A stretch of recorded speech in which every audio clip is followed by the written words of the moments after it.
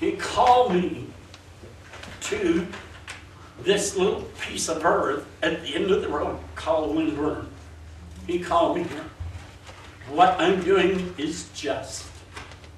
So I can't whine and complain, saying, God, it's not fair that we have to struggle and push and pull and do all the things that we're doing when there's other churches that seemingly they just explode. And they build and they got, you know, the only problem that I have with this whole thing is that they're building multi-million-dollar churches that are going to stand for hundreds and hundreds of years. And they're preaching the Lord is coming soon. But I'm going to build me a church that's going to last almost through eternity. So there's something wrong with that picture.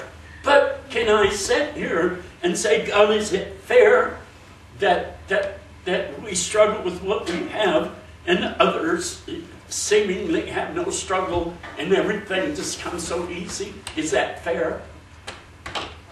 Well, might not be fair, but it's just. I'm getting what I committed to God. And we have to be, we have to be like Paul and say, in every circumstance, I have learned to be content. And Paul can say that because in every circumstance he suffered, God was there with him. That's what makes it just. It makes it just because God is here. Because God is in this place. Makes it just. Might not be fair, but it's just. You, in whatever circumstance you're in, you might be measuring yourself to someone else, saying, well, God, why did they get... And this is our big complaint. God, why did they get to do that and I can't? That's not fair. Why can they do that and get away with it?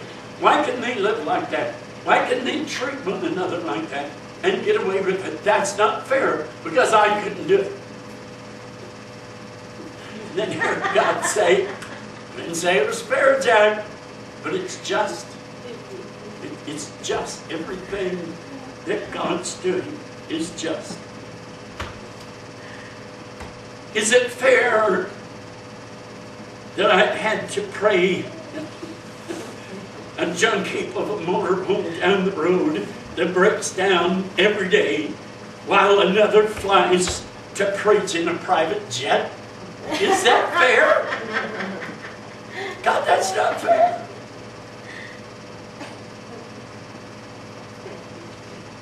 I have to hear him say, but it's just. So when we stop comparing ourselves, when we stop measuring, when we stop looking at someone else and saying, well, God, it's not fair that they've got this big, nice house and I have to live in this cabin. That's not fair. But we'll hear God say, it's just. The word that we've read said he is a just God. Just and true are thy ways, O Lord. Just and true. And whatever way he's having with you now, it's just and it's true. And whatever he does is altogether righteous.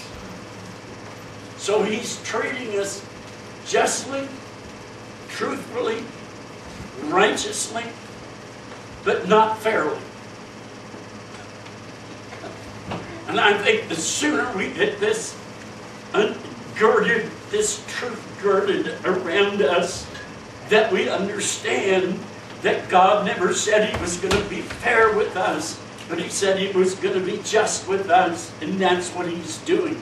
He's being just in all that he is allowed.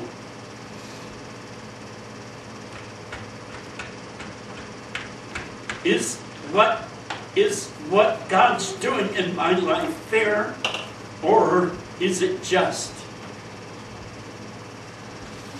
And we have to ask ourselves the question, what did we hire on here for?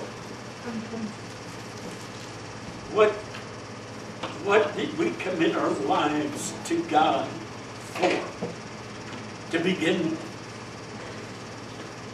Well, it wasn't to be rich and famous. It wasn't to have a mega church. In fact, it wasn't even to have a church. It was to have a relationship with Him and secure our eternal place with Him. But we have forgotten that. It seems the longer people serve God, the more they forget why they began to run this race. Why did you begin to run this race? Did you start it to be a popular preacher? I'll tell you what, when you preach the truth of this gospel, you're anything but popular. You're the least popular one in the town or the area. If you stand behind this word and you preach this word, you're not going to be socially accepted. You're going to be the social outcast. Simply because this gospel in its own right, in its own truth, is offensive to us. We don't want to be told we're sinners. I think we need to be reminded of that occasionally, but we don't need to be browbeaten that we are sinners. But we need to be reminded that without Him, without this God, this just and true God within us, that we are lost. And I signed on to be found, just to be in His presence, just to have Him, just to know He loved me. I think if the truth could be found in all of us, we were searching for someone to love us unconditionally, just like we were, and accept us. That's why we came to the Lord, because we wanted somebody to love us.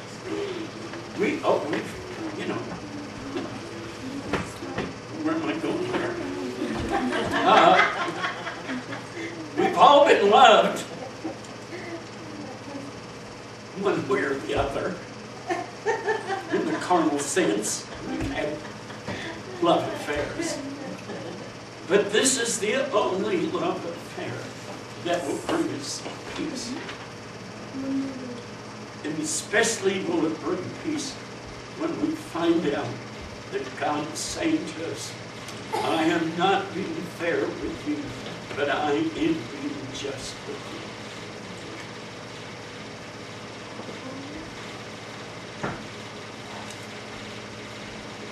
you. And some of us say, we get to the place where we say, I've sacrificed so much, I've given so much, I do so much, I bring so much. But whatever we bring, whatever we give, whatever we sacrifice, it should be without complaint, or we should not give it. If you're going to give something, well, if you're going to give money to the church, then don't complain about it. If you're going to complain, don't give it. Because it doesn't do you any good to give it and complain. It doesn't do any good to give your time. To say, well, I'll come and, I'll clean the bathrooms. And you come and clean the bathrooms and go home and say, I don't know why nobody else comes and cleans them. Why do I have to do it? If you're going to complain about it, don't do it. Because you've lost your reward.